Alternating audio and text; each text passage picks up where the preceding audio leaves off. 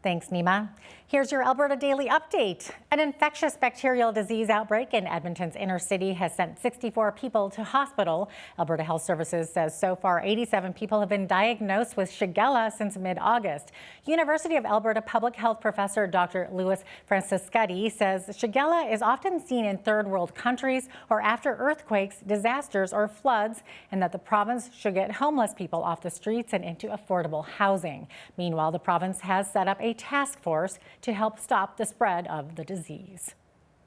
Supporters of a proposed open-pit coal mine in Alberta's Rockies say the new premier has renewed their hope that she would revisit a decision that put a hold on future mines if a local referendum showed a strong support for it.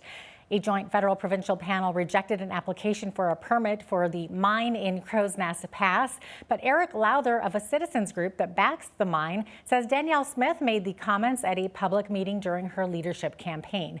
A spokeswoman for Smith says the premier will meet with her caucus and future environment minister to discuss the issue. The relationship between the U.S. and Alberta has been strong until recently when the Keystone XL pipeline was canceled by the Biden administration. This week, the Alberta energy sector got a shout out from Democratic Senator Joe Manchin of West Virginia.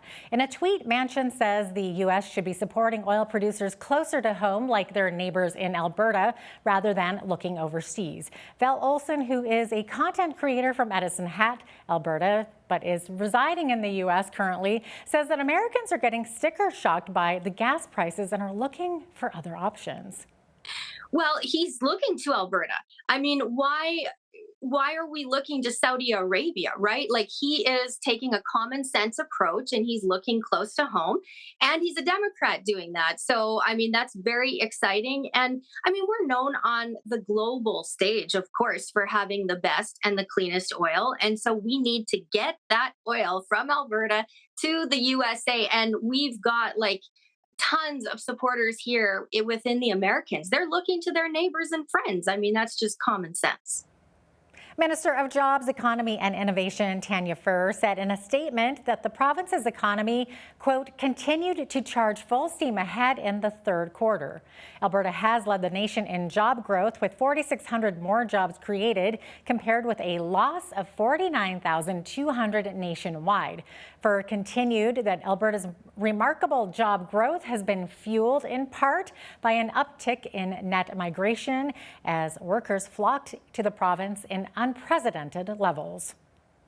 The inquiry investigating the federal government's use of the Emergencies Act to end the Freedom Convoy protest in Ottawa is set to hear from members of the city and provincial police forces.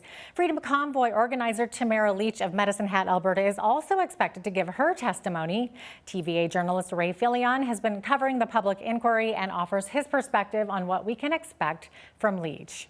Well, the point of view of the protesters, why they decided to come to Ottawa, why they decided to stay, how they were organized as well. You know, they had a very interesting GoFundMe page through which they raised $8 million, over $10 million, I think. So she's also set to testify along with public safety officials. We're also going to hear, in addition to Prime Minister Trudeau, 7 of his cabinet ministers. So they're And the big question mark that we still have to this day is, will the Ontario Premier, Mr. Ford, testify at the hearings? He is not on the docket right now. He's not on the witnesses list. They're supposed to hear from 65 different witnesses, but interestingly enough, as we speak, Doug Ford is not slated to be one of them. There are a lot of people, though, pushing for him to be one of the witnesses. Calgary police say a 17-month drug trafficking investigation has resulted in 5 arrests. Police say the investigation began in April of 2021 and concluded earlier this month. Officers seized 11 firearms and imitation firearms, 100 edged weapons, including knives and machetes, as well as drugs. 4 women and 1 man face weapons, drugs, and stolen property charges. A 75-year-old man is dead after a fire ripped through a multi-unit residential building in northwest Calgary this morning.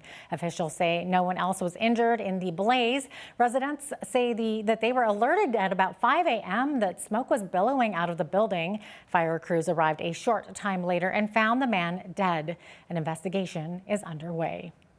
And that is your Alberta Daily Update. Back to you, Nima.